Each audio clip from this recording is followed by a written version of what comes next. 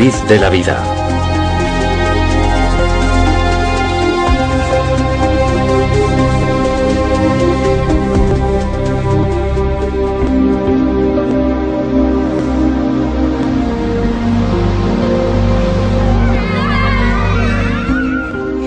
Dimitri, de 5 años, nació con parálisis cerebral.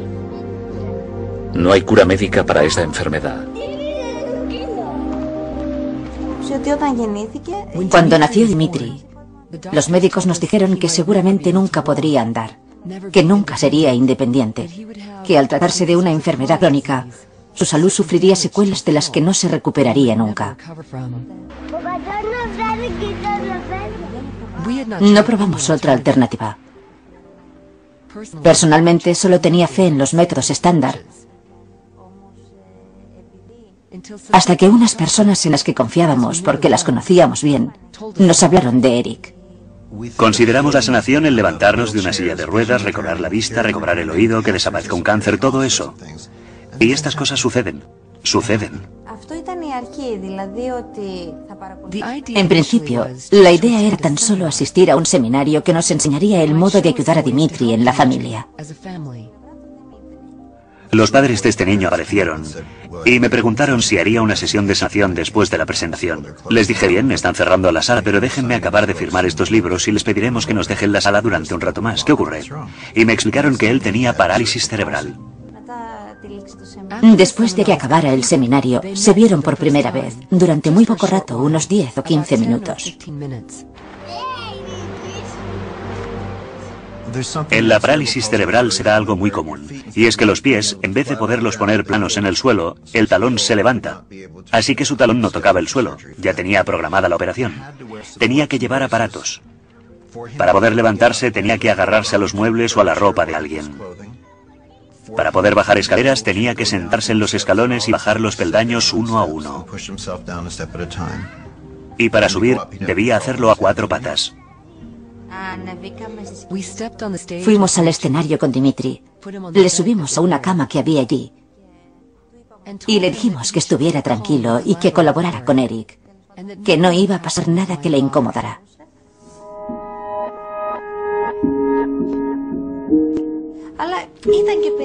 Nos resultó muy raro pensar que ese hombre intentara curarle usando las manos y además sin tocarle. A los 4 minutos se levantó y no solo caminaba. Estaba saltando y corriendo. Fue una gran sorpresa y una gran alegría para nosotros. Pero a la vez nos quedamos pensando cómo eso había dado resultado tan deprisa, tan directamente y tan eficazmente. Caminaba muy bien, no de puntillas. Y no necesitaba la ayuda de nadie para subir escaleras, que era lo que solía ocurrir.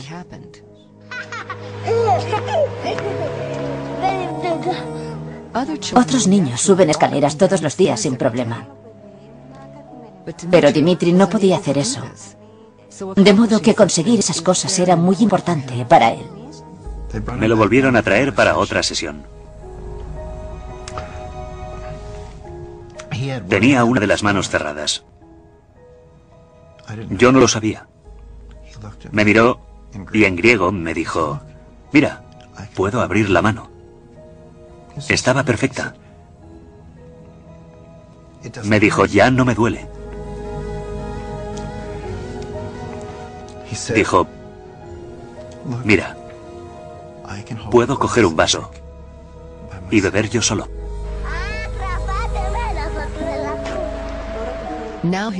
Ahora tiene el puño abierto.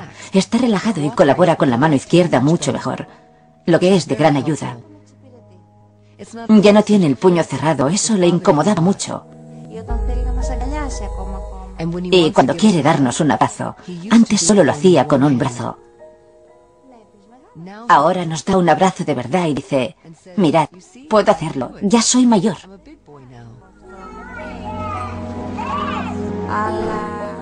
Obviamente, la mano aún no está bien del todo, pero junto con la mano izquierda sabe manejarse y no la descarta.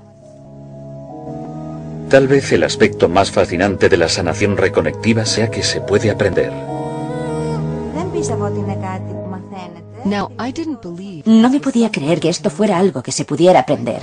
Creía que era algo que solo podía hacer Eric. No pensaba que yo también pudiera adquirir esa habilidad y ayudarte a ti, a mi vecino, a mi amigo. Pero en el transcurso del programa, enseguida constatamos con nuestros propios ojos que sí se puede aprender para ayudar a otros. Si ves el ejemplo en carne y hueso delante de ti, como nosotros vemos a nuestro hijo, entonces creo que sí, lo crees.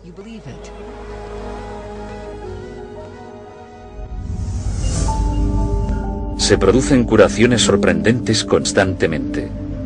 Aún así, la medicina alopática tradicional no tiene un modelo o explicación del por qué se dan estas curaciones.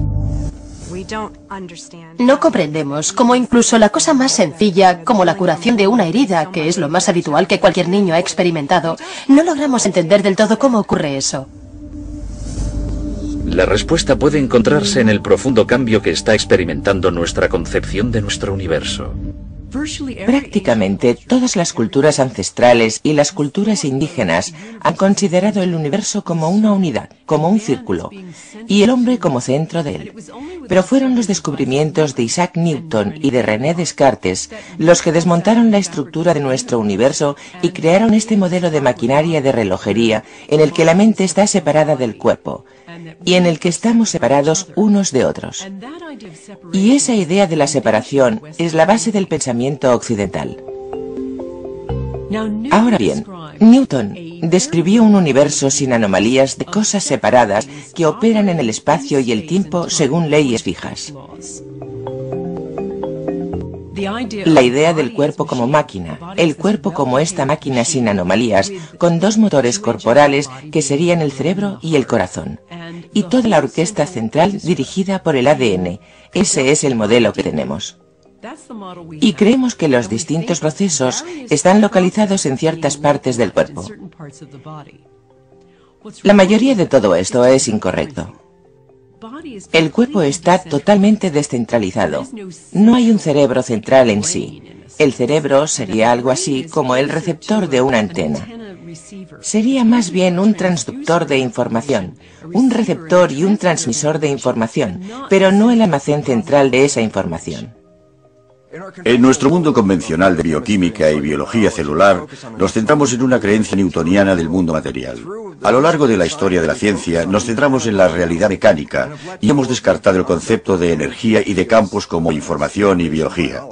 Esa es la perspectiva newtoniana que afirma, centrémonos en la materia, no prestemos atención a todo lo demás.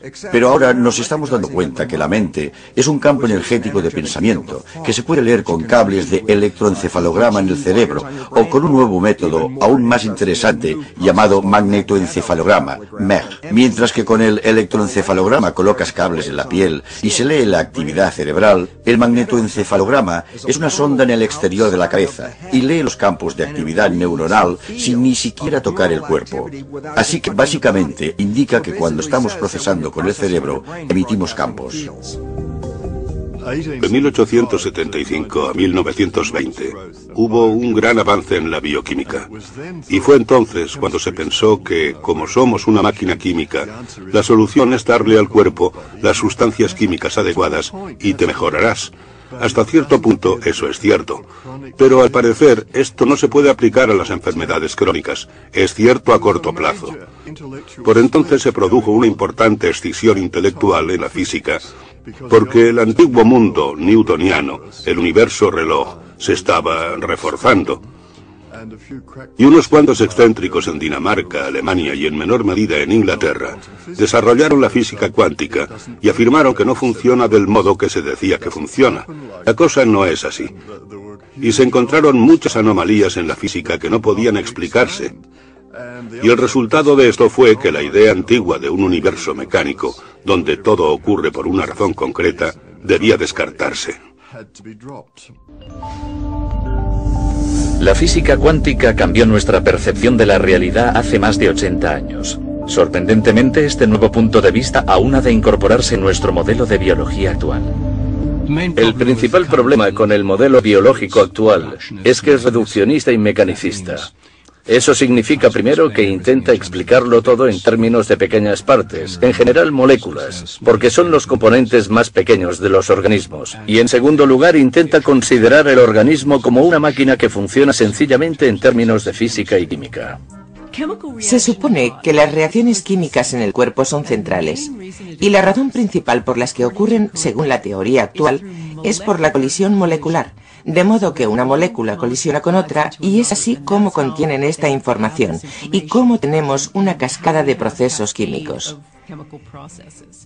Si pensamos en una célula cualquiera, una célula es como una piscina y las moléculas son como un par de pelotas de tenis en esa piscina. Y según esta teoría, una pelota de tenis debe encontrar otra pelota de tenis en esa inmensa masa de agua y hacerlo de forma instantánea. Y se supone que eso explica los millones de actividades instantáneas que tienen lugar en nuestro cuerpo a cada segundo. Y eso es absurdo. El sistema de control existente de la medicina moderna son las enzimas, las hormonas, no la conciencia, no las emociones, no el campo corporal. Todo lo que hay ahí como sistema de control son enzimas y hormonas. Y a nosotros esto nos parece poco acertado para explicar toda la magnificencia del comportamiento y las enfermedades humanas y todo eso. Es imposible. La medicina actual sigue trabajando con los antiguos paradigmas de la física que se remontan a la época de Newton y la primacía de la materia. La física moderna hace mucho que eliminó ese paradigma y entiende que no es la materia, sino la mente o el espíritu lo que es primordial. Aunque no se define como espíritu, sino como campos de energía inteligente. Consideramos la ciencia como una especie de verdad absoluta y como una historia que ya se ha escrito. Pero la realidad es que la ciencia es una historia relatada por capítulos, y cada nuevo episodio suele pulir o cambiar por completo lo que se ha dicho antes. Este péndulo intelectual oscila y está oscilando hacia la idea del holismo y teniendo en cuenta cómo funciona un sistema como un todo. Por el contrario, los médicos empezaron a observar cómo funciona cada célula en particular y se centraron en un nivel celular. Eso se lleva haciendo cientos de años, vale, lo entendemos bien, pero no entendemos cómo se comunican las células entre ellas y cómo manejan la información.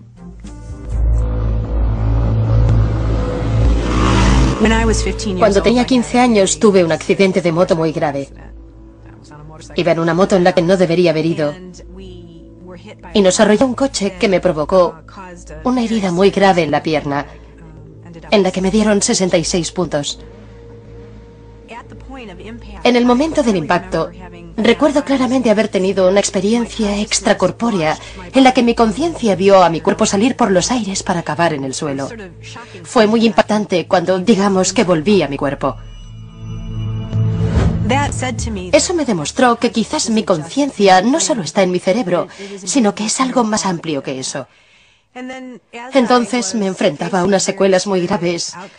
Comentaron la posibilidad de tener que amputarme parte de la pierna.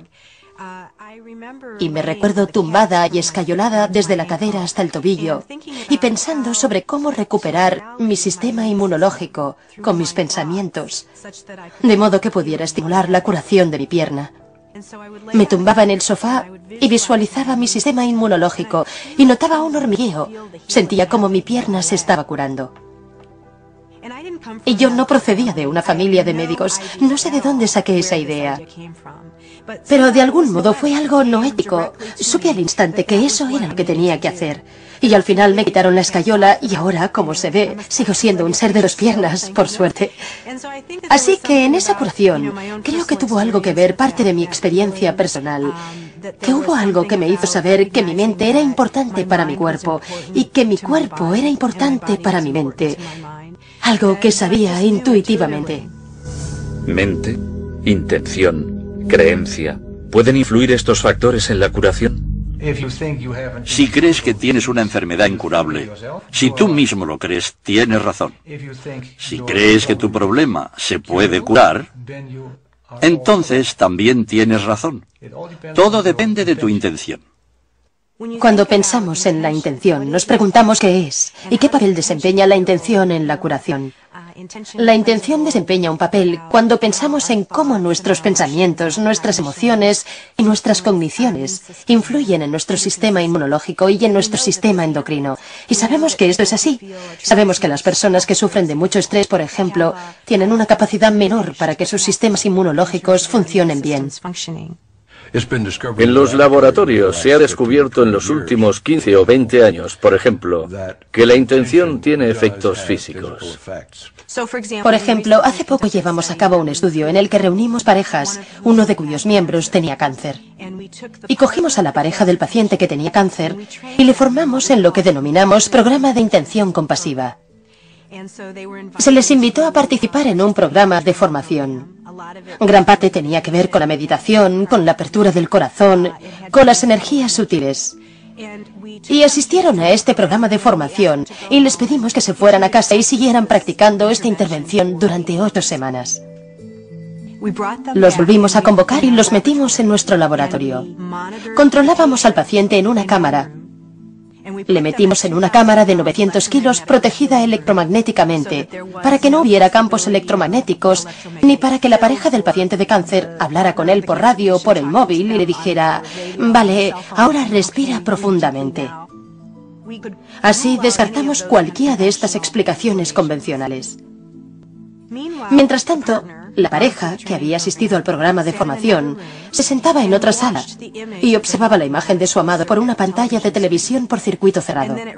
Y entonces, aleatoriamente durante la sesión, se les pedía que enviaran intenciones amorosas y compasivas al paciente.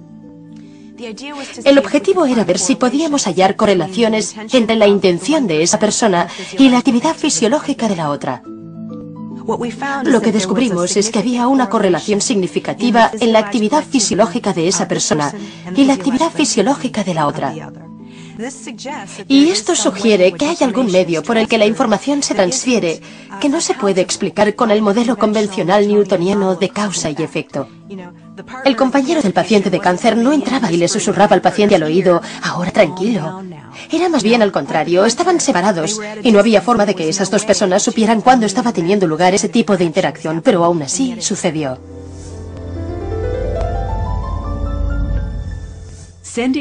Enviar una intención de que estoy mejor, enviar información convincente de que estoy mejor, es enviar información al cuerpo para que se corrija. Porque, como decimos, un pensamiento también es energía física.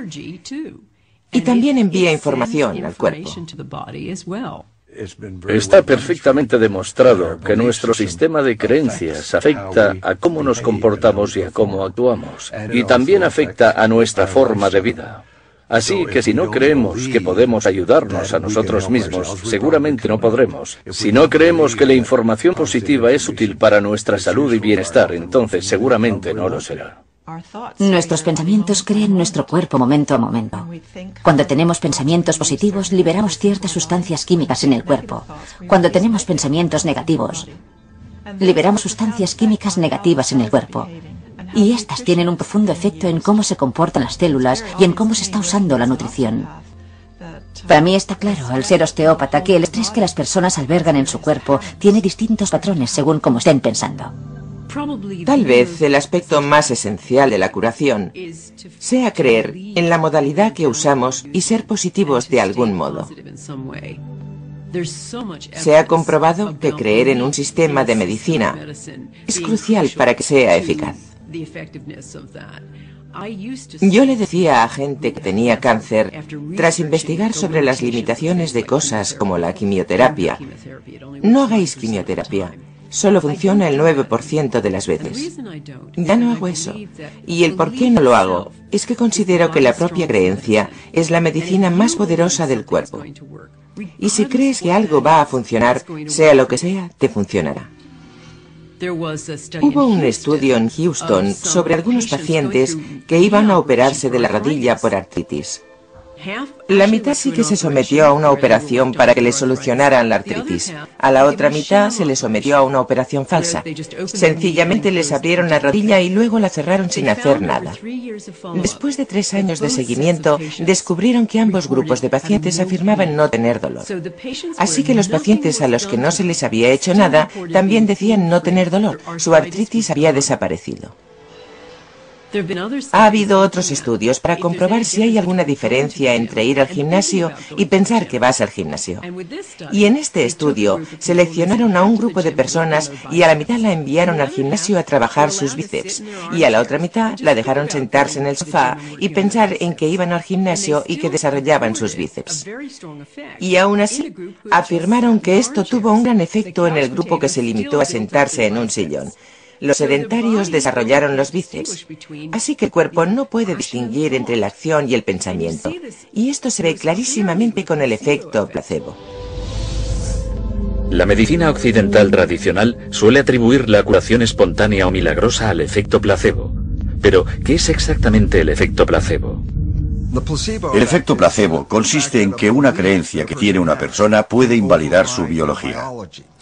Es tan profundamente importante que la ciencia ha reconocido que al menos 1/3 de todas las curaciones, incluidas las de con fármacos y cirugía y otras intervenciones alopáticas, 1/3 de todas las curaciones no tiene nada que ver con el procedimiento, sino con el efecto placebo. Si una persona cree que el procedimiento la va a curar, se cura pese al hecho de que quizás la pastilla era una pastilla placebo o la operación era una farsa y no era real. Y esto es tan importante porque está claro que 1/3 de todas las curaciones ocurren sin que nadie haga nada salvo tener un pensamiento positivo. Y lo que me interesa como biólogo y antiguo catedrático en una facultad de medicina es cómo podemos hablar del efecto placebo durante unos 15 minutos en un curso de farmacología y luego ignorar totalmente la relevancia de los pensamientos y de los procesos mentales en la biología durante el resto del curso de medicina. De modo que nuestros médicos no están usando el efecto placebo de forma eficaz, ni siquiera están estudiando el efecto placebo, y ahora mismo podrían reducirse los gastos sanitarios a 1/3 con solo usar el efecto placebo. Es hora de que empecemos a cambiar de óptica y de que nos centremos de verdad en cuál es la naturaleza del placebo. ¿Cómo es posible que cojamos una sustancia inerte, algo que no tiene capacidad medicinal, que se sepa potencial, y que esa sustancia inerte no solo pueda crear cambios fisiológicos en el cuerpo, sino, de algún modo, sea capaz de desencadenar todo un torrente de reacciones en un sistema muy complejo, de tal modo que afecte al hígado, los riñones o los pulmones? Ese es un gran misterio y no lo entendemos, y debe hacerse mucho más al respecto. Diría que lo que la medicina llama efecto placebo es sin duda un efecto que se crea a través de campos de energía. Como solemos decir, si se cree en eso, entonces funciona. Eso es cierto, pero no pensamos en cómo hacemos eso a diario.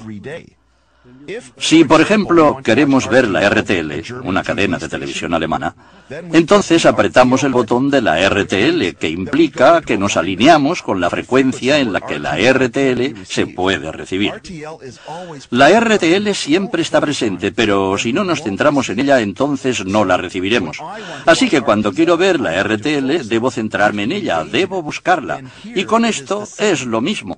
Cuando me centro en algo con mi mente, la información sigue a esa atención. El efecto placebo es otra forma de hablar de la capacidad de autocuración del cuerpo.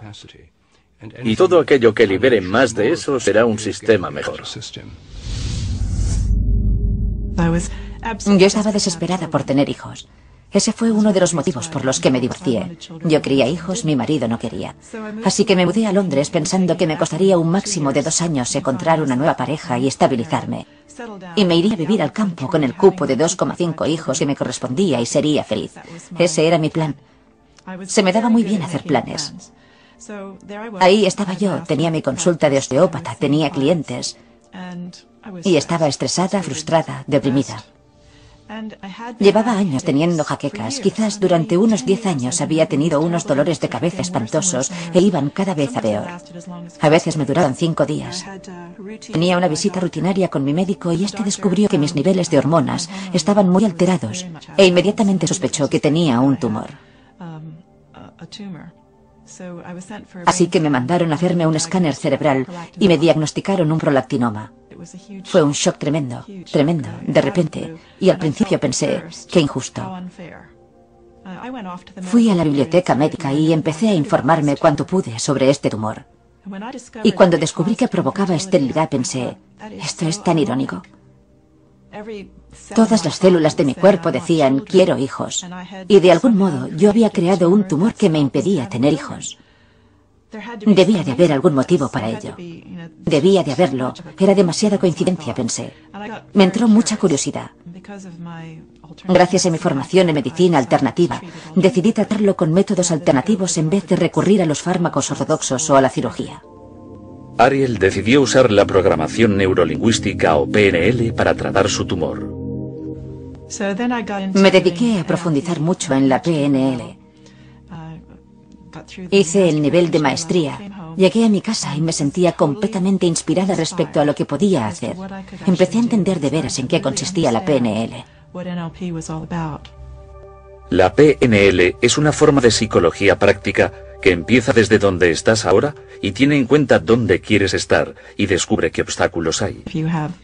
Si tienes jaqueca durante 5 días, como yo, y quieres llegar al final sin tener un tumor, el viaje para ir del punto 1 al punto final es lo que se empieza a explorar con la PNL. Ariel hizo algunos descubrimientos muy interesantes cuando empezó a trabajar con la PNL. Ahora recuerdo que era una persona que pensaba que todas las células de su cuerpo querían hijos. Y lo que descubrí fue que en el fondo, remontándome a mi primerísima infancia, sentía tanta aversión a cómo había sido mi familia, que lo último que deseaba en el mundo era ser madre. Y esto me sorprendió sobremanera.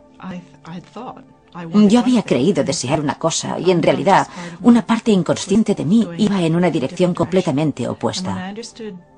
Y cuando comprendí los motivos por los que no quería hijos y en qué se basaba eso, pude librarme de ello y permitir que todo fuera como debía ser. Y al menos entendí por qué me había creado una vida que seguía ese camino.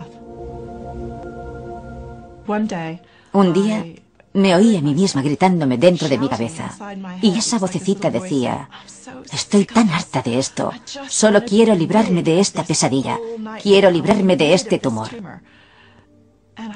Y me quedé paralizada mientras escuchaba esa voz dentro de mi cabeza y pensé, uff, hay mucha ira ahí, mucha frustración, me estoy autoagrediendo.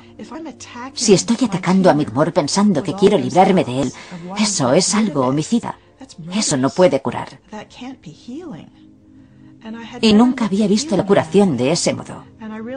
Y me di cuenta de que todos mis pensamientos consistían en hacerlo desaparecer. Eso es un conflicto interno enorme. Y decidí analizarlo más detenidamente. Y pensé, vale, ¿qué sería lo contrario? Ha de ser la aceptación. Me dije a mí misma, bueno, ¿qué pasaría si aceptara este tumor? Y esto ocurrió varios años después, pero fue sin duda un punto de inflexión para mi curación cuando me di cuenta de que mi tumor me había conducido a un viaje que yo nunca había planeado. Me había enseñado cosas que nunca me planteé aprender. Había cambiado mi profesión, había cambiado mi perspectiva, había aprendido muchas cosas sobre mí y sobre otros. Entendí cosas que nunca había entendido. Había conocido gente estupenda, maravillosa de todo el mundo. Gente de todo el mundo me había apoyado. Y me percaté de que me quería mucho más. Y pensé, vale, veo que este tumor no ha sido malo del todo. ¿Y si está aquí con alguna finalidad?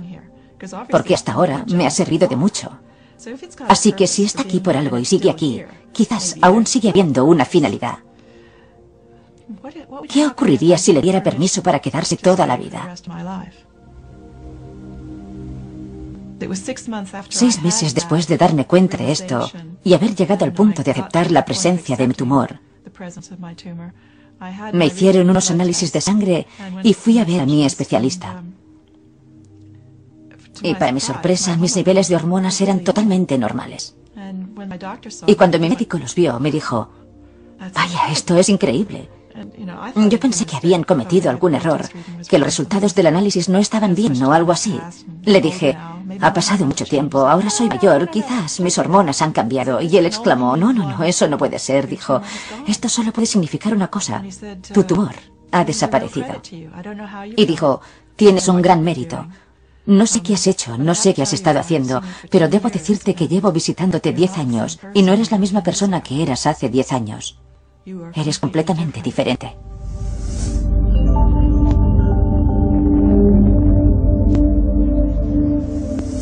Cuando sufrimos un cambio emocional, por ejemplo, si pasamos de la frustración a la alegría, estos cambios emocionales, unos 14.000 cambios emocionales, se desencadenan instantáneamente en el cuerpo. Si pensamos en el transcurso de un día, todas las emociones que sentimos, los altibajos, la multitud de tesituras emocionales que tienen lugar a través de nuestras percepciones durante un día, comprobamos que las emociones crean montones de cambios en nuestra fisiología. De modo que tiene mucho sentido empezar a prestar atención a la dieta emocional, además de la dieta física. Esa es una de las claves para tener mejor salud y, sin duda, para ralentizar el proceso de envejecimiento. Las emociones negativas intensas solo nos degeneran. Los estados emocionales positivos nos regeneran. Es algo matemático. Sintamos más amor, más comprensión, más agradecimiento y nuestra salud tendrá más ocasión de mejorar y seguir así.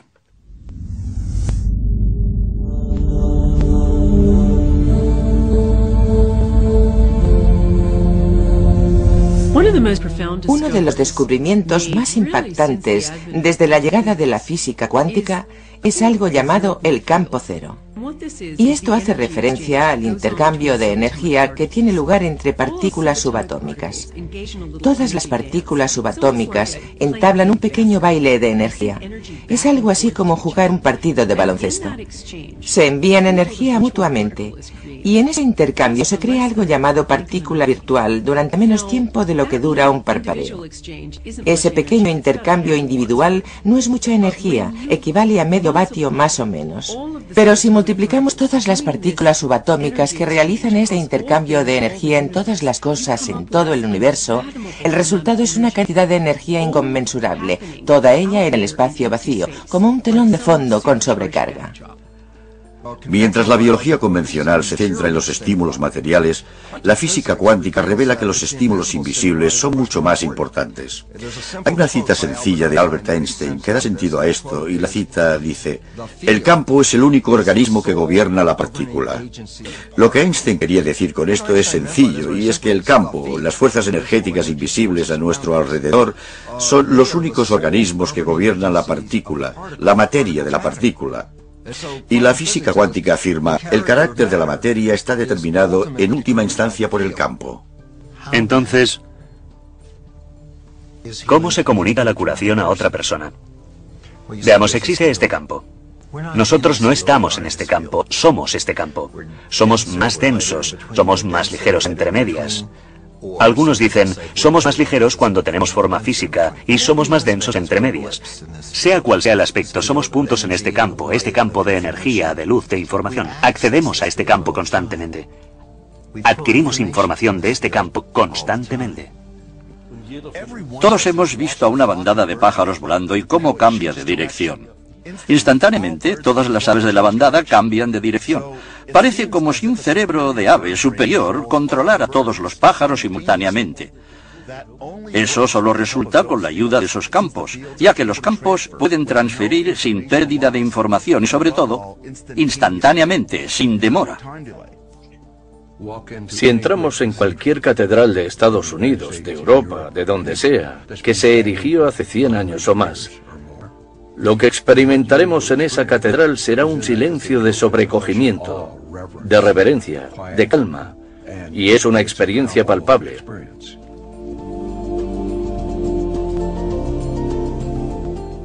¿Por qué esto es así?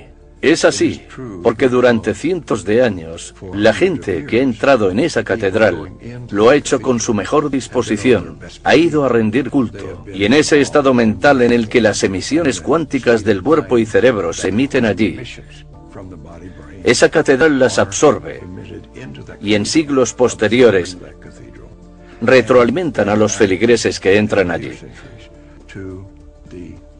Y por eso sienten ese silencio, ese sobrecogimiento y veneración. Todos formamos parte de ese campo de energía gigante, ese campo cero. Todos estamos conectados y estamos conectados más allá de los confines más lejanos del cosmos.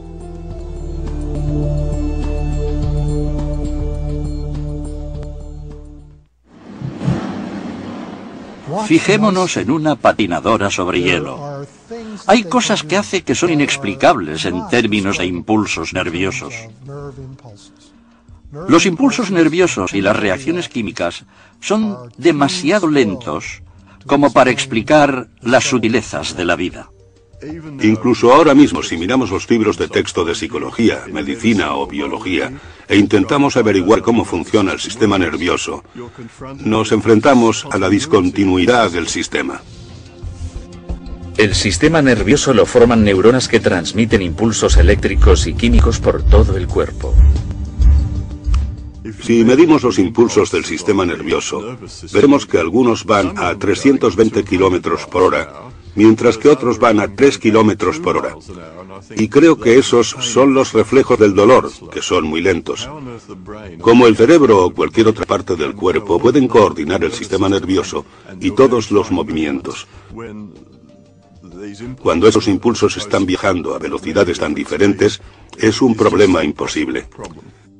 Si eres bailarín, por ejemplo, te mueves en 3 dimensiones y te mueves en el tiempo. ¿Cómo es posible que una persona coordine todos esos pasos de baile? Es una incógnita. Esto parece imposible con el modelo contemporáneo del sistema nervioso. Necesitamos una teoría del campo para explicar cómo el sistema nervioso, en toda su complejidad, puede coordinar todo lo que tiene lugar en el cuerpo. Ahora sabemos, al estudiar la actividad del sistema nervioso, que el cerebro puede empezar a lanzar impulsos sincrónicos en diferentes zonas del cerebro prácticamente al instante. La importancia de la coherencia de estos impulsos que empiezan a lanzarse cuando la conciencia está funcionando es cuando los científicos observaron con qué rapidez podemos coordinar estas distintas zonas que se estaban centrando a la vez, que la coherencia de esa descarga era más rápida que la capacidad física de las células para comunicarse de una zona a otra. Básicamente, estos resultados revelan que el cerebro está comunicando a un nivel más superior que a través de la transmisión física de los nervios. Nuestro cerebro tampoco funciona de la forma en que nos enseñaron en el colegio. El aprendizaje no está aquí, la memoria no está aquí, el habla no está aquí, esto no está ahí, esto no está allá. Estos aspectos están diseminados por el cerebro y accedemos a ellos desde el campo.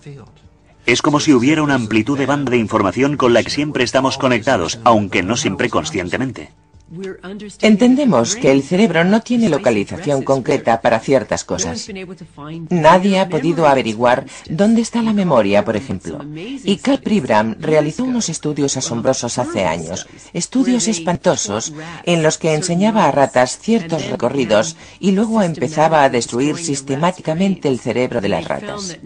Y descubrieron que por mucho que se redujera su cerebro, las ratas quizás tuvieran problemas motores horrorosos, pero seguían una y otra vez recordando el recorrido.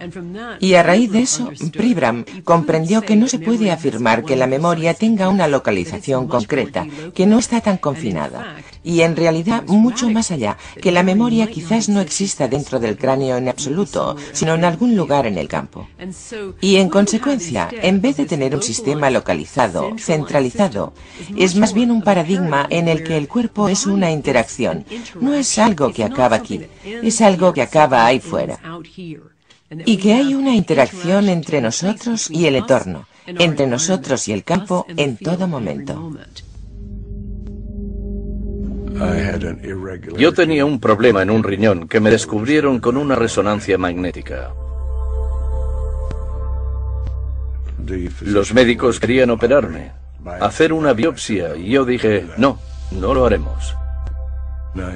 Yo tenía un sanador, Adam, un joven en Vancouver, que está desarrollando sus dotes como sanador. Él quiso trabajar en ello. Durante un mes trabajamos en ello una vez a la semana.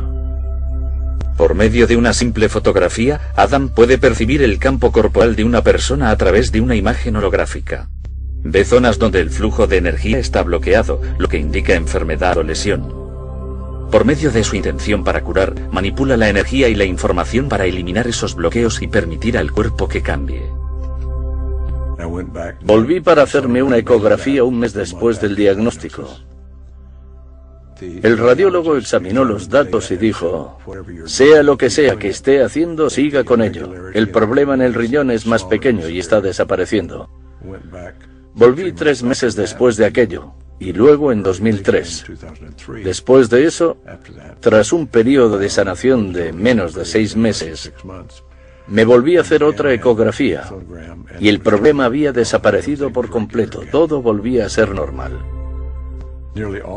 Casi todas las sanaciones que he practicado con él han sido a distancia. Y no parece... La distancia no parece afectar en absoluto, lo que sugeriría de nuevo que estamos ante un fenómeno cuántico.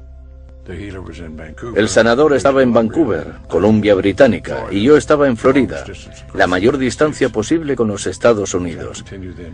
Y seguí experimentando con diversos modelos de sanación para diferentes cosas con distintas personas.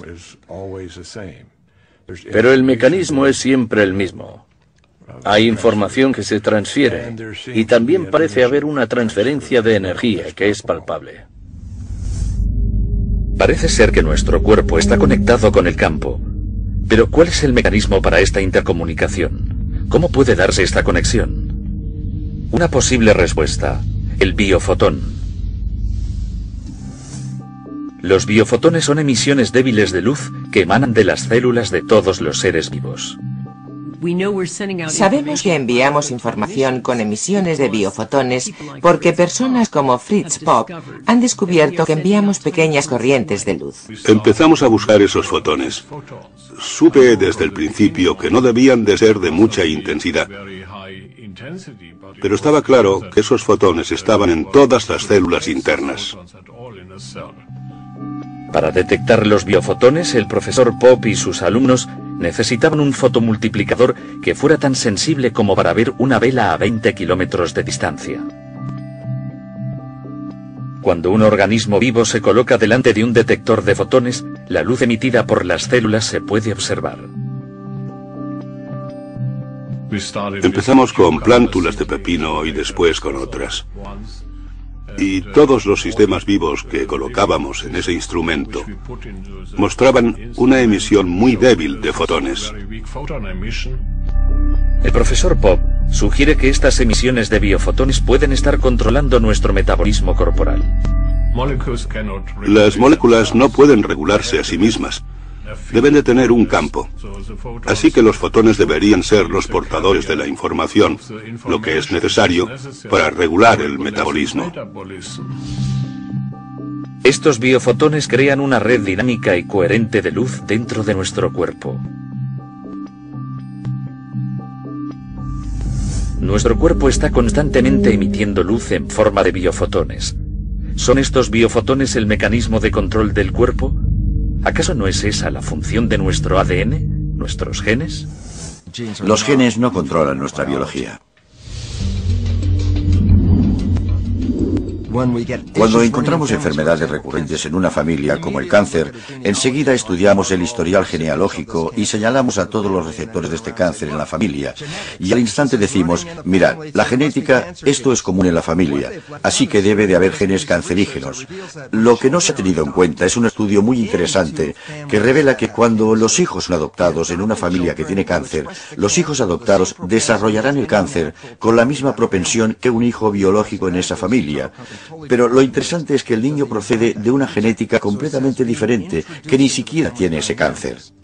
Así que entrar en la dinámica familiar, que es donde se aprenden las percepciones, las creencias y actitudes, es lo que determina el cáncer, no la genética con la que nace alguien.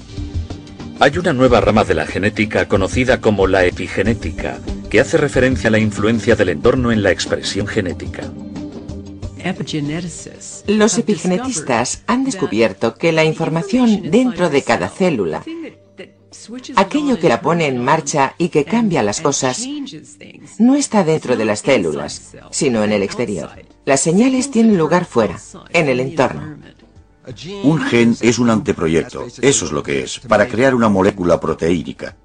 Y las proteínas, hay más de 100.000, son los cimientos que nos proporcionan nuestra biología, nuestra estructura y comportamiento, ¿vale? La cuestión es que hablamos de genotipos, y hasta en los últimos 10 años, un genotipo era una parte de información predeterminada para crear una proteína concreta.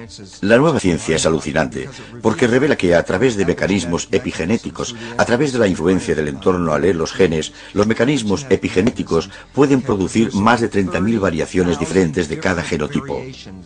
Y de repente, cuando empiezas a reconocer eso, te das cuenta de que tenemos potenciales completamente ilimitados. Y esto es un gran cambio de una creencia de que los genes eran deterministas. Ahora los genes son posibilidades. Si solo consideramos el nivel molecular, el proyecto del genoma humano ha revelado que tenemos unos 25.000 genes, muchos menos de los que en principio se esperaban. El proyecto del genoma del chimpancé ha secuenciado el genoma del chimpancé, y su genoma es prácticamente igual al nuestro. Tiene el mismo tipo de proteínas, el mismo tipo de genes, apenas se distingue la diferencia. Aún así hay una diferencia clara, y si no se puede explicar mediante los genes, ¿mediante qué se puede explicar? Y la respuesta es, creo yo, los campos morfogenéticos. Al igual que se pueden construir dos edificios distintos con los mismos ladrillos y cementos, si tienes dos planos diferentes, puedes construir organismos diferentes con distintos campos, incluso si las moléculas que los componen son muy similares, como lo son en humanos y chimpancés. El ADN es como una biblioteca. Estas son todas las proteínas posibles, desde los gusanos hasta nosotros. Es la misma biblioteca, pero debes saber qué libro sacar de la biblioteca. Este es el gran problema de la genética. Tratar de explicar cómo el cuerpo sabe qué libro sacar de la biblioteca genética. Y creemos que el campo corporal es el que decide qué información se extrae del ADN.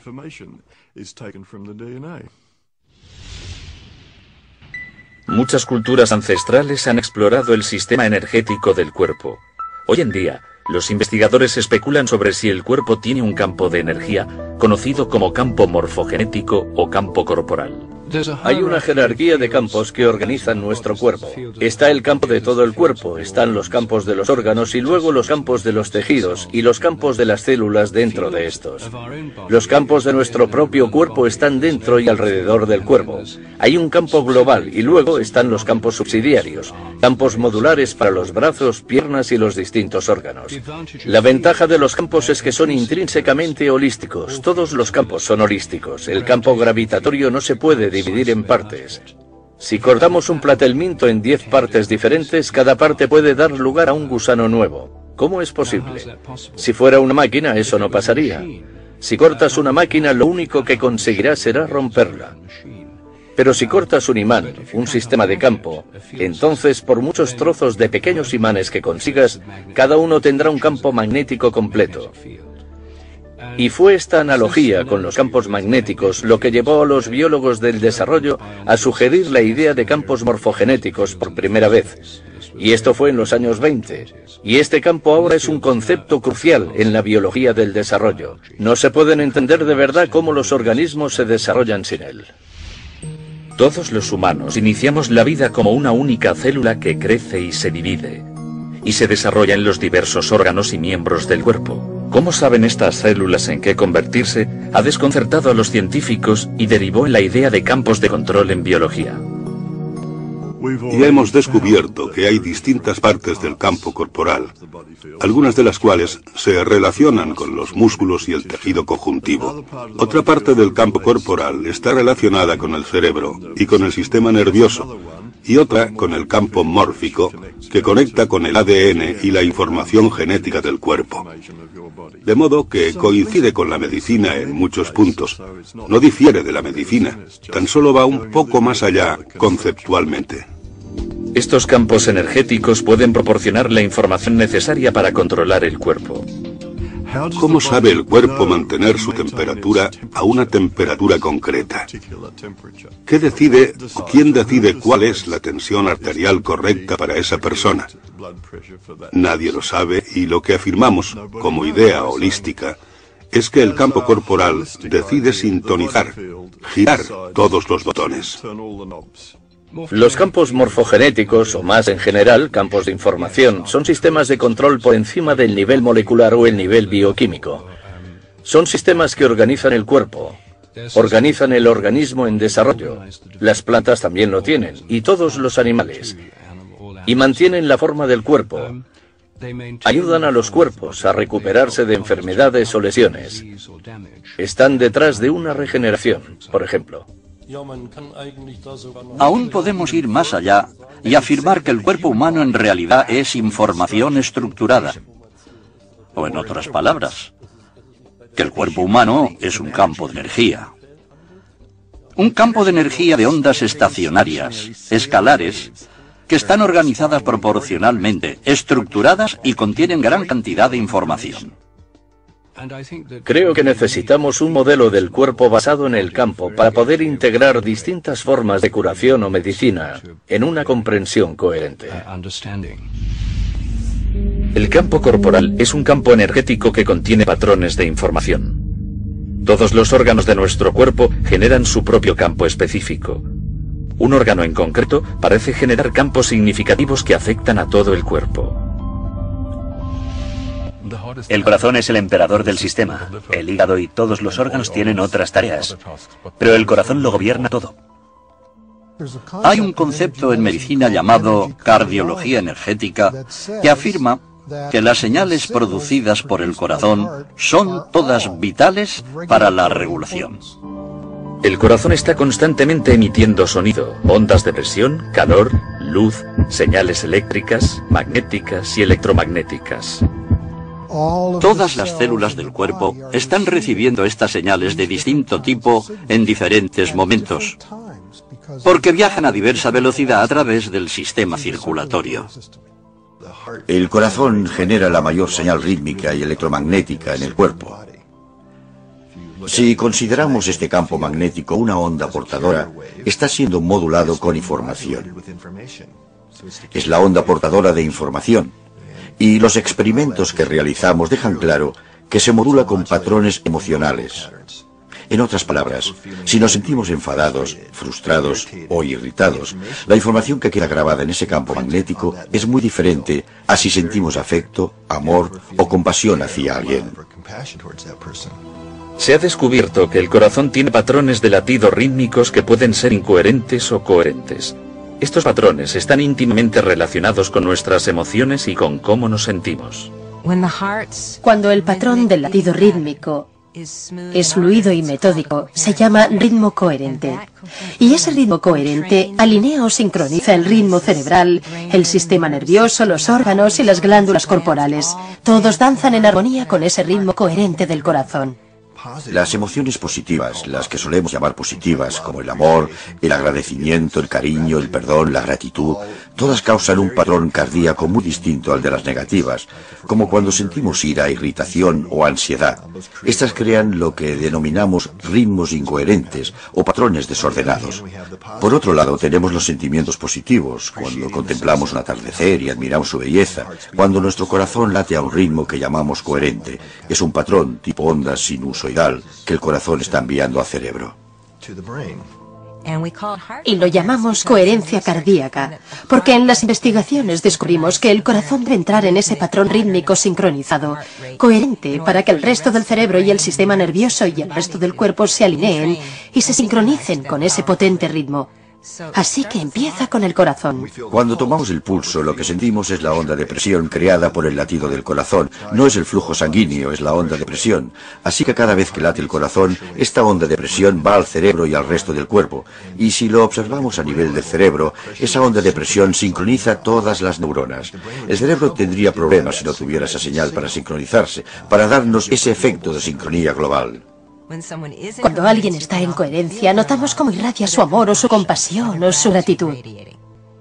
La coherencia es el estado fisiológico óptimo que subyace en poder aprender, desarrollar y facilitar los procesos regenerativos naturales del cuerpo.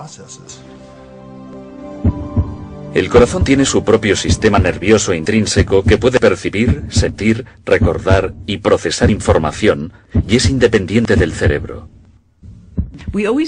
Siempre pensamos que el sistema de entrada de información está por completo en el cerebro.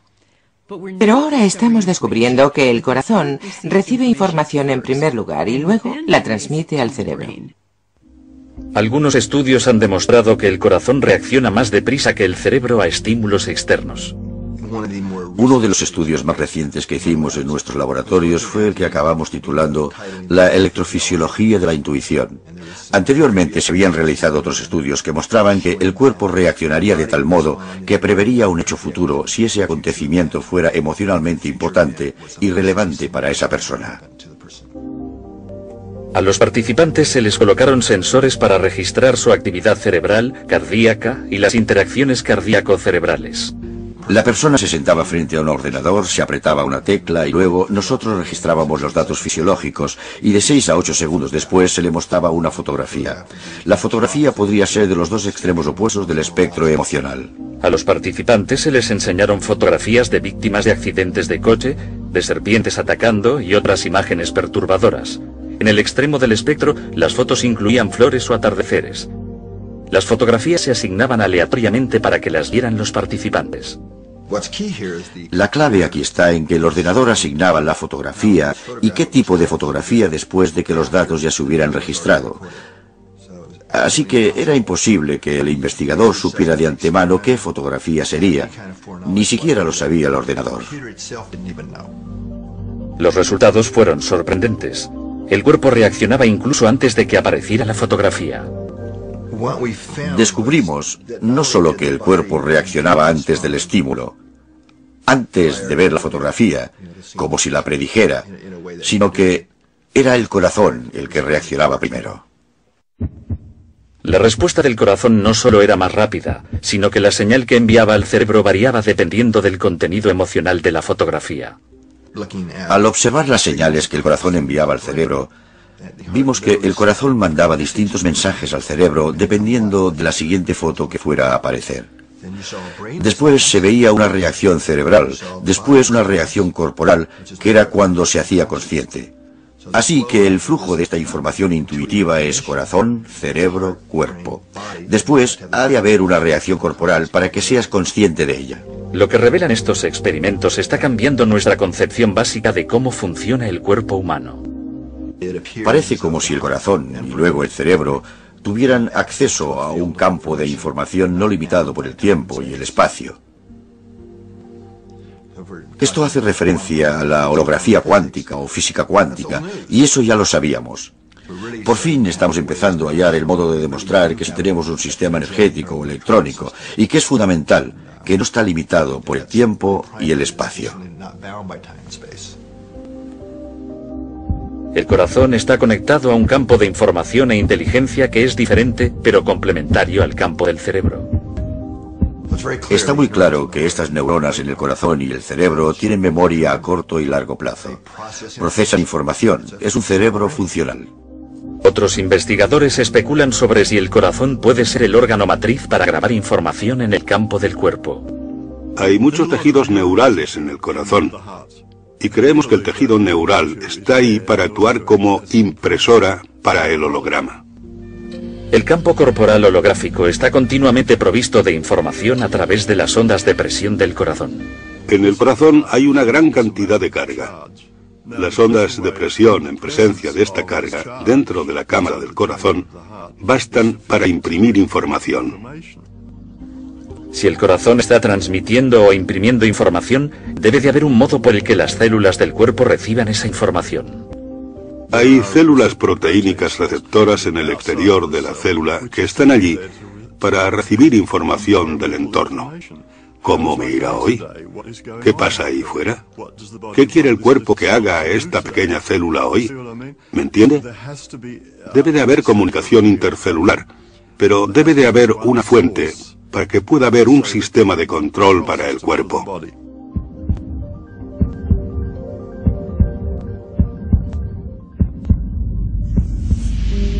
Este sistema de control envía información al cuerpo a través del campo corporal.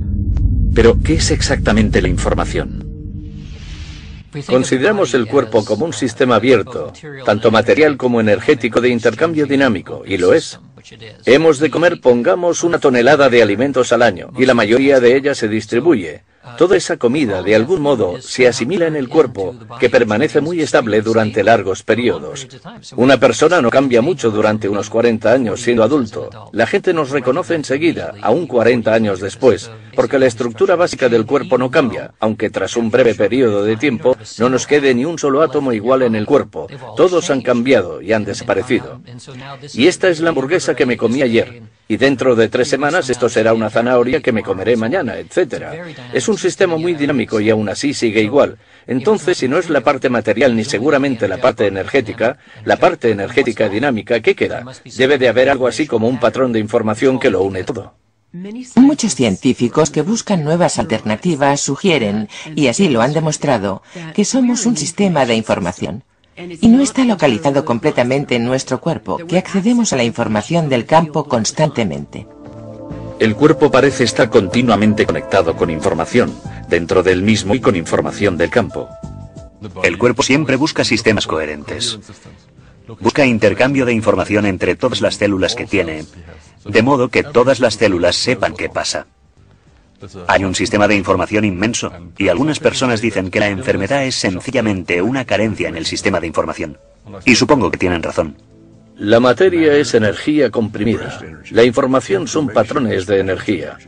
Hay un flujo de información en nuestro cuerpo que no acabamos de entender del todo, por todo nuestro sistema nervioso y por nuestros tejidos. E incluso en la antigüedad, algunos pueblos antiguos, los chinos, lo llamaban el sistema de acupuntura, que es un sistema de flujo de información en el propio cuerpo. Tenemos un sistema cuando tenemos estructura. Hay información por todas partes, ¿no? Solo obtenemos un sistema de información cuando está ordenado. Y algo fantástico que se descubrió en los años 80 fue que el sistema de acupuntura parece ser un sistema organizado. No es simplemente un grupo de meridianos de acupuntura al azar. Al parecer, tras hacer experimentos, querían organizarse con un orden concreto y querían comunicarse unos con otros en cierta dirección. Así que afirmamos que la información tiene un orden, y eso es lo que crea el propio campo corporal, el orden mismo. La regulación de todo el organismo y de todas las células. La coordinación de todas las células se consigue con ayuda de estos campos de información, estos campos de ondas escalares. Estos garantizan que todas las células sepan qué están haciendo las otras células en cualquier momento. Y tenemos unos 70 billones de células. Eso es mucha información y solo se puede procesar con la ayuda de los campos estructurados. En última instancia, Einstein y otros más recientemente han afirmado que la energía y la información han de ser intercambiables, ¿vale? La información se convierte en un tipo de energía porque es un orden en el espacio, ¿vale? Así que son intercambiables, pero por otro lado, en la práctica, lo que ocurre es que obtienes una onda de energía y de acuerdo con esa onda, puedes obtener información impresa, y la cantidad de información que puedes imprimir parece ser ilimitada. La medicina informacional. La medicina que recoge la información y cambia la información alterada va a ser el futuro de la medicina. Al parecer, el sistema de control del cuerpo no son los genes ni la química, sino la información, que parece estar disponible en el campo corporal. ¿Es posible introducir información nueva en el cuerpo para que influya en la salud? Eso es exactamente lo que varios investigadores están haciendo. Hemos aprendido cómo detener la distorsión de la información que ocurre como resultado de varias enfermedades. Una vez detienes esa distorsión, sorprendentemente, la fisiología empieza a funcionar, la química se recompone. Se podrían contar multitud de historias sobre curaciones. Y esto es así sencillamente porque hemos aprendido a corregir la distorsión de información en el campo corporal. La enfermedad es en cierto modo información desordenada. De manera que si podemos acceder a la información adecuada, corregimos ese desorden. Y eso es lo que varias de estas nuevas modalidades de energía están haciendo. Básicamente están corrigiendo ese lío de información.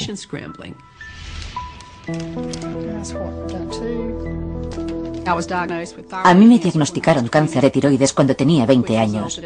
Y como consecuencia de ello, me tuvieron que operar y me extirparon toda la glándula tiroides, salvo una cuarta parte.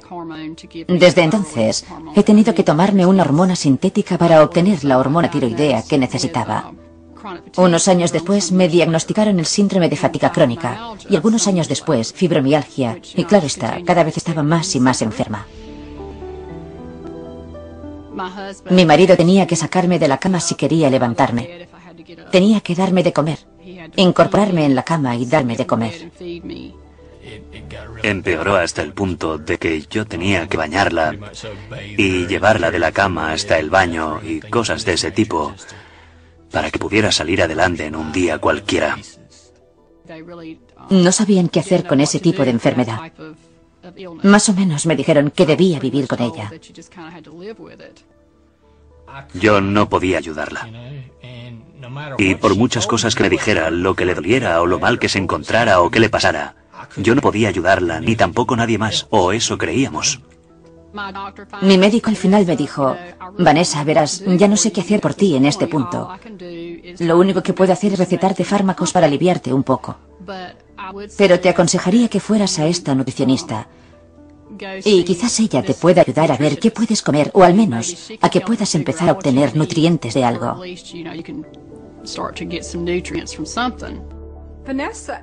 A Vanessa me la derivó su endocrino. La primera vez que vino, era literalmente incapaz de estar un día fuera de la cama. Había perdido una cantidad impresionante de peso. Era alérgica a casi todo. Tenía muchos problemas para encontrar alimentos que pudiera comer. Y por eso me había debilitado tanto. Tenía el interior de la boca lleno de úlceras. En los labios tenía varias llagas, pero no de las que salen cuando estás resfriado.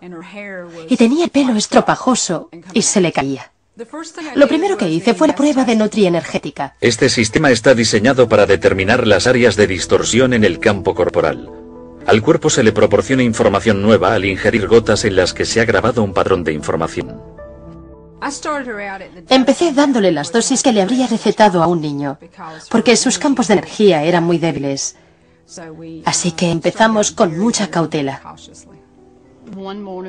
Una mañana me desperté, tras haberme visitado con Débora durante unos 2 meses, y sentí algo que jamás había sentido. Y supe que esa era la solución. Y me sentí tan bien que me eché a llorar. Me senté en la cama y lloré, y lloré, y lloré. En unos 6 meses, alcanzó un nivel de energía en el que el cuerpo estaba empezando a transmitir mensajes con mayor eficacia. Con cada paso que íbamos dando, ella mostraba cambios sorprendentes en su salud. Desde el punto de vista de un hombre del sur, típico de campo, así me crié yo, al principio me sonaba cosa de magia, ¿sabe?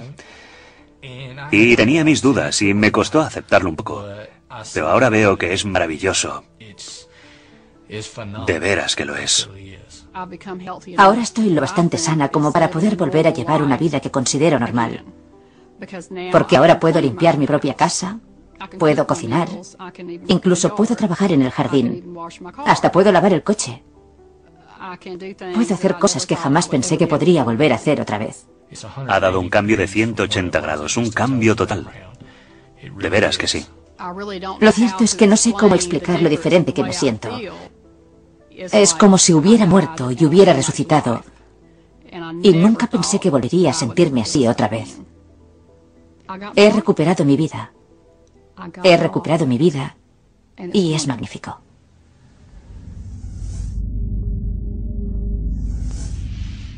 Estamos en el umbral de una concepción nueva de cómo se produce la enfermedad, de cómo se transfiere la información y de cómo mejorar la transmisión de información en los sistemas vivos. Las enfermedades crónicas están aumentando en nuestra comunidad y creo que usando estos métodos de información podremos tratar las enfermedades crónicas que antes no se podían tratar.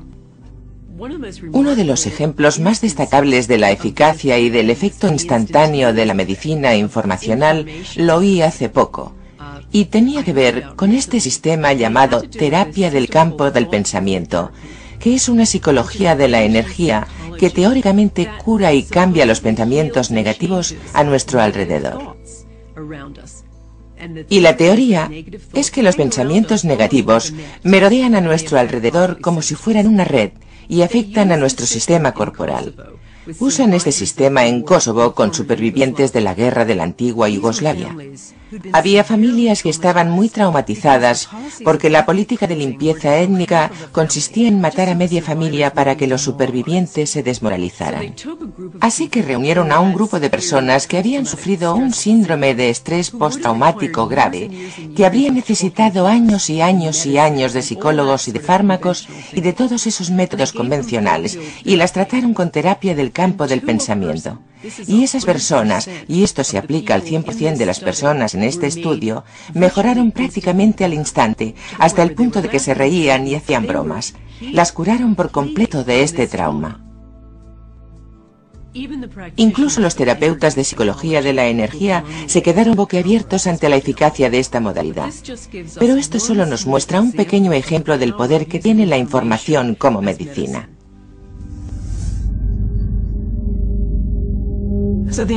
Lo más importante es que las personas se responsabilicen de su salud.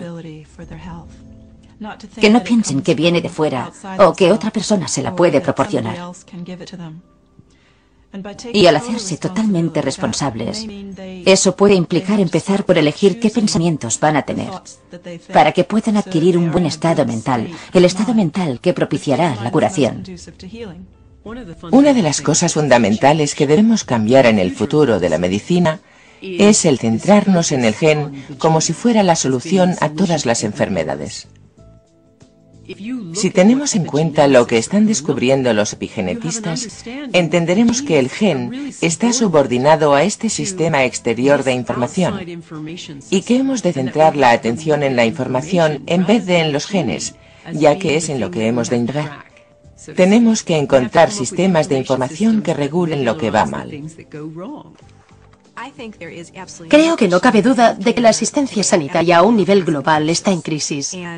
Y es una crisis de significado, es una crisis de economía, es una crisis de liderazgo. Y es una crisis de nuestros modelos, de entender lo que promueve o facilita la curación. Hacemos cosas como si estuviéramos en guerra contra el cáncer. Intentamos destruir organismos invasores. Es un modelo bélico de salud y enfermedad y de cómo tratar la enfermedad. Y el cuerpo, en realidad, no quiere pasar por eso. Hemos de aprender de otras culturas, de otras tradiciones, de las observaciones de los distintos tipos de sanadores que ahora están trabajando en nuestra propia cultura. Hemos de sacar provecho de la ciencia moderna y usarla para integrar otras tendencias actuales. Lo que debemos hacer es fomentar una revolución que cambie nuestro modelo orientado en centrarse en la enfermedad a uno centrado en la curación. Y cuando empecemos a hacer esto, estaremos receptivos ante una variedad de factores diferentes que pueden facilitar o mejorar la capacidad de curación natural. Podemos afirmar que la revolución ya ha comenzado. Y no solo lo creo yo. Hay investigadores por todo el mundo que piensan lo mismo y que han estudiado datos que ya podemos incorporar en estas ideas nuevas del campo corporal. Pero ahora creo que contamos con una teoría científica viable para cómo el cuerpo almacena y accede a la información. Así que la revolución médica está en nuestras manos.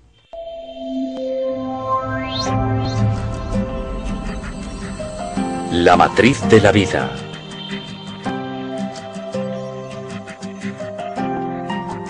Demetrios Abramidis sigue moviéndose con mayor libertad y alegría. Ariel Essex sigue viviendo sin su tumor cerebral.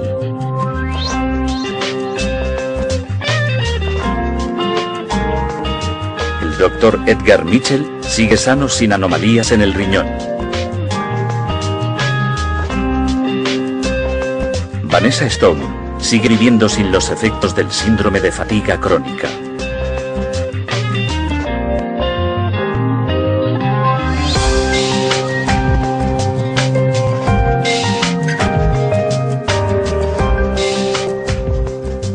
Parece haber una gran cantidad de pruebas que demuestran que podemos elegir la información con la que, casi como un electrón, podemos estar en todas partes a la vez. Yo definiría la curación como el aprender a corregir el campo corporal humano para que funcione según el genotipo original.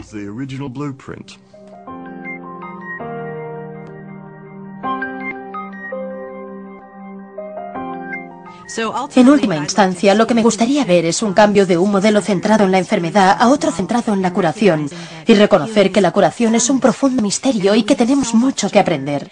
Y en vez de dar por hecho que tenemos las respuestas, estar abiertos a la posibilidad de que hay nuevas cosas por descubrir para mejorar la condición humana.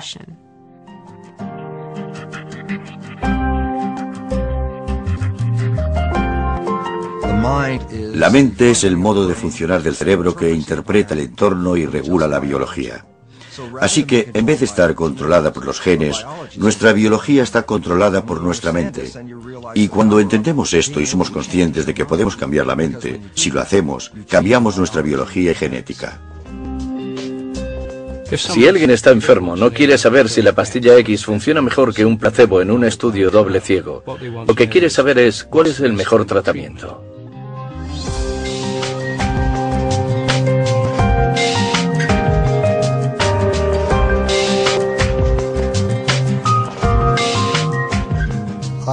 Creo que somos más poderosos de lo que pensamos.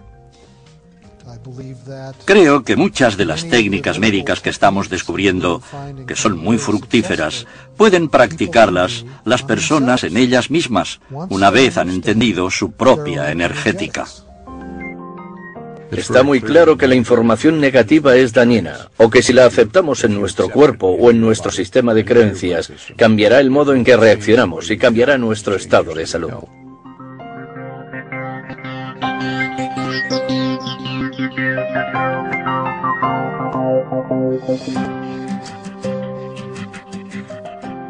Gracias al trabajo de William Tiller y otros, hemos descubierto que cuando empezamos a trabajar con la sanación reconectiva, se libera gran cantidad de, creo que él la llama energía termodinámica libre, y sabemos que si esto solo fuera energía o solo energía sanadora, en lugar de la reconexión, para que se liberara toda esta cantidad y para que este cambio se diera en la gente, haría falta que la temperatura de la habitación subiera por encima de 300 grados centígrados. Lo que obviamente no ocurre, porque estamos accediendo a algo nuevo y diferente.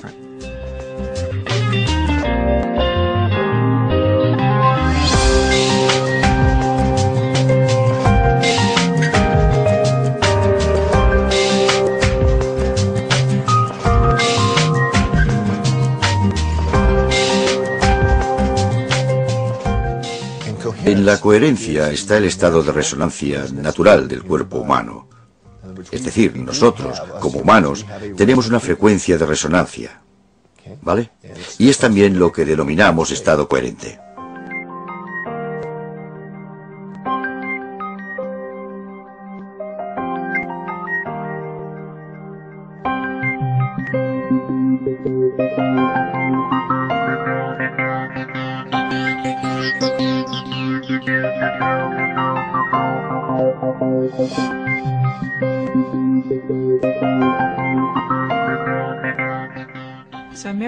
Un milagro empieza con un cambio de pensamiento.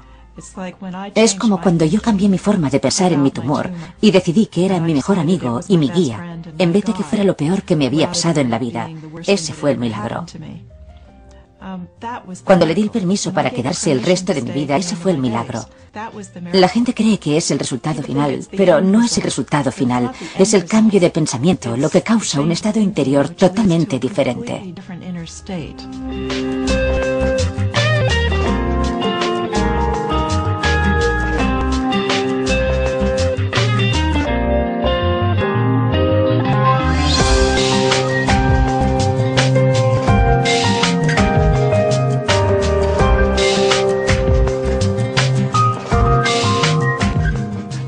Se necesita tanto el deseo de querer curarte como la buena información de un terapeuta, de infocéuticos, de lo que sea. Sí, desde luego, esto debe ir unido, debe encajar.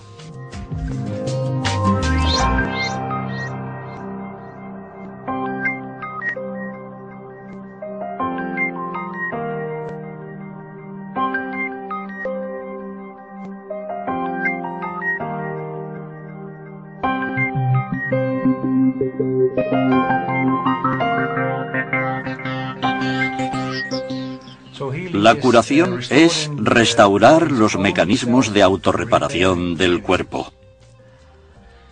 Y eso es lo máximo que como médico se puede alcanzar, poder ayudar a tus pacientes a que restauren sus propios mecanismos de recuperación.